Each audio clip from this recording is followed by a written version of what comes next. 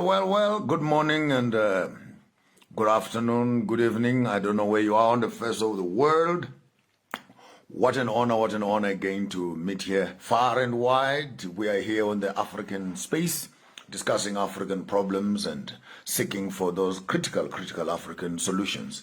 Here on your channel, we discuss African politics, African science, and I am quite excited this morning to be broadcasting live from Harare, here in Zimbabwe, live from Harare in Zimbabwe.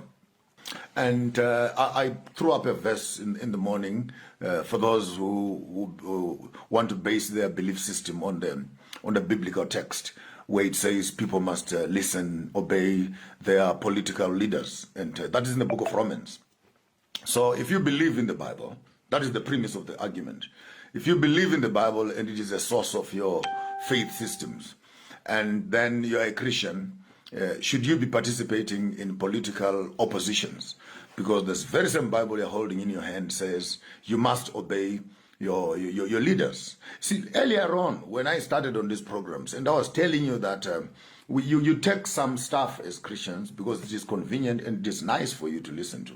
When you get some other issues, you want to say, no, but this is... So you're quite selective in your usage of the Bible. And the argument is quite simple. If you believe that the Bible is the word of God, and the same Bible says you must not oppose your leaders, you must work with them. No, it means therefore that you're a sellout. It means that therefore you have become a ZANU-PF promoter and all that stuff. Well, that's none of your business. I will do a program for you next week, exactly, and I'll tell you what is my political party. So don't hurry me. Don't hurry me. I'll tell you that when it is right, this broadcast is proper, and I'll give you the principles of which I've made my own decisions, from opposition to a private, personal political party to a place where I think we can begin the development. But if you say you believe in the Bible, and the Bible says you must not oppose your leaders because your leaders were put there by God, that's what the Bible says, then it means that therefore if the leaders are put by God, it means that the colonialists were put there by God. The death of our people was sanctioned by God. The going of the people to slavery was done by God. Therefore, we must not have problems with each other. We must have a problem with a God who allows us to suffer in the name of religious persuasions. And then they say, no, you cannot use that example because you also have people like Daniel, Shadrach, and Meshach, and Abednego. Beautiful. That brings us to the Zimbabwean conversation. Because if you believe in Daniel, Shadrach, Meshach, and Abednego, they were not running an opposition party outside of the parliament of Nebuchadnezzar. They were inside the parliament. They were part of the parliament where the conversations were happening. Even Daniel in chapter 6, he was one of the leaders. He was a prime minister in the parliament. It means, therefore, that if there were issues with Nebuchadnezzar of worshipping idols, if there were issues of dealing with other political or religious conflict issues, like the issue of diet as it appears on the first chapter, you don't argue this from your bush. You argue with Ashpenaz, who is the head of the eunuchs within the house. What am I saying, therefore? That it is important that we don't confuse the biblical text with political ambitions. If the Bible text teaches you and advocates that you must start looking for areas of common convergence in the same wavelength, therefore, use the same Bible to come back to the table, to negotiate, to talk, and blessed are the peacemakers. Make peace with one another. That is common sense.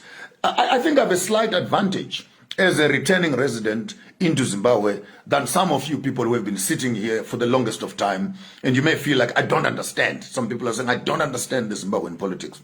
I believe you. You are too shallow on the Zimbabwean politics. I believe you. You are narrow-minded. Everything is fine. Everything is fine.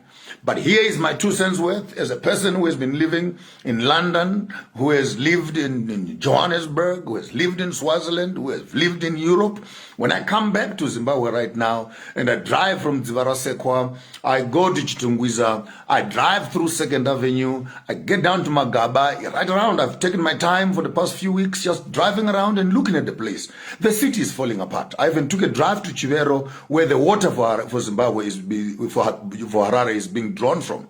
And it is not It is not a lie that people in Harare are drinking sewage water.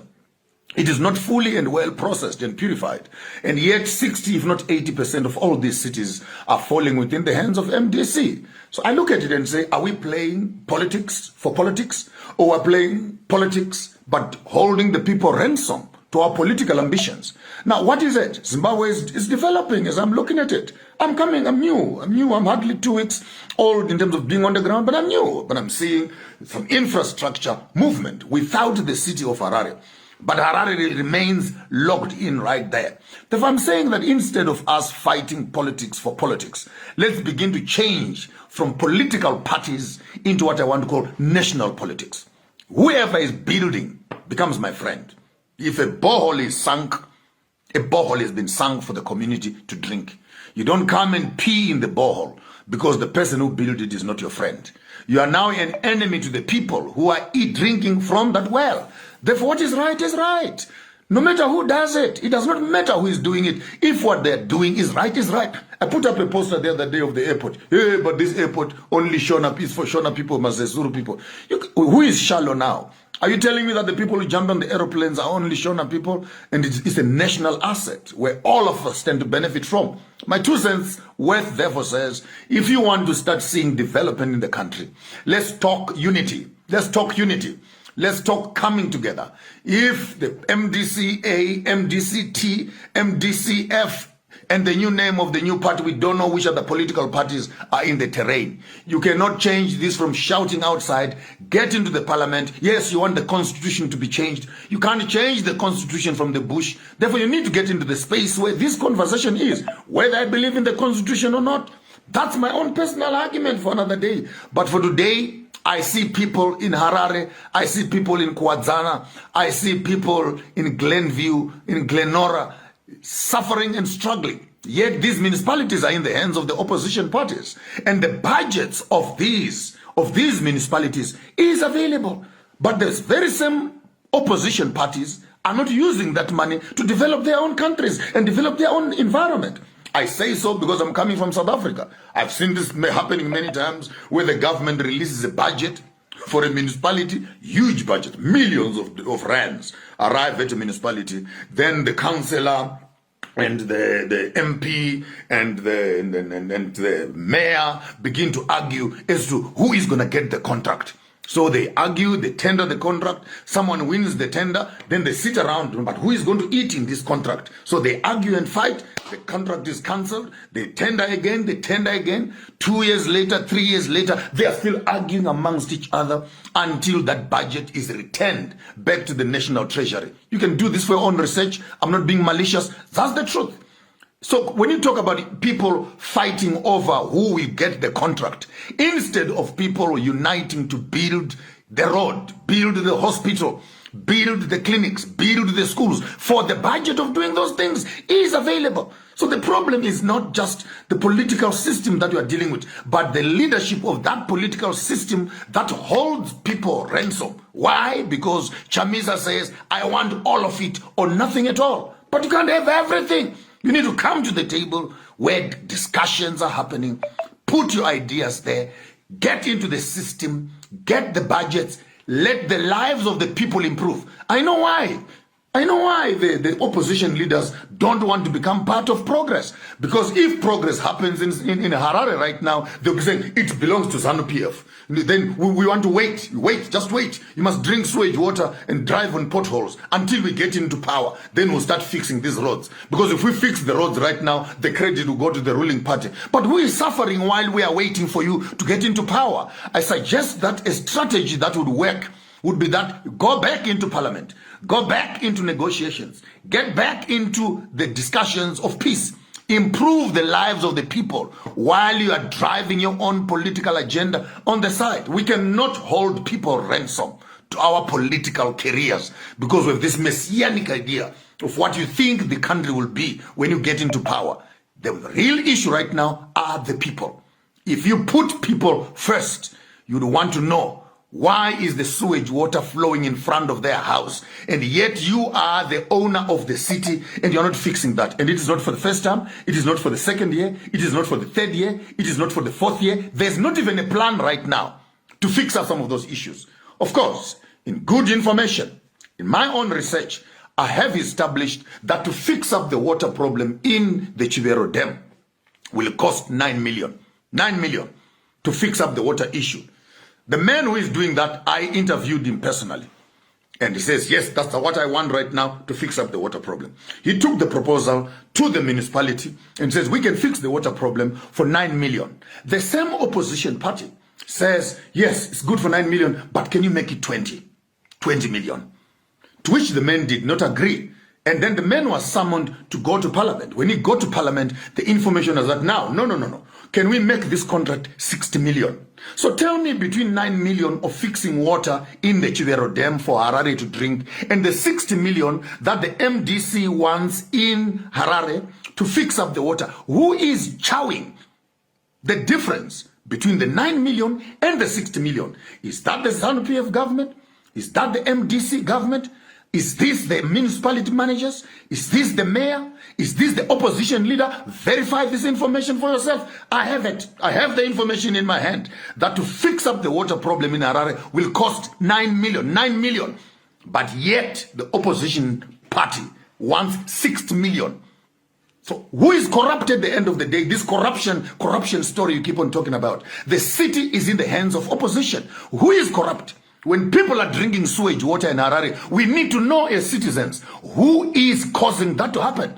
Is that the ruling party or the opposition party? Who is holding us ransom to our own resources? It's not a mistake. It's not a mistake that people are suffering and still doing slogans. There's no solutions in slogans. Now where we are moving on to national politics. How do we build a country? How do we build a nation? Not how do we make one man a leader of the country. He will get there also hungry like everybody else. Eat money like everybody else is eating. There's no righteousness in this whole business of thinking that so and so is better than so and so. The real issue at conversation is that those that are building are the ones that we want to start working with. Those that are doing construction and alleviating the poverty of our society. That becomes the direction. And I think this is where the greatest audience is actually stuck into.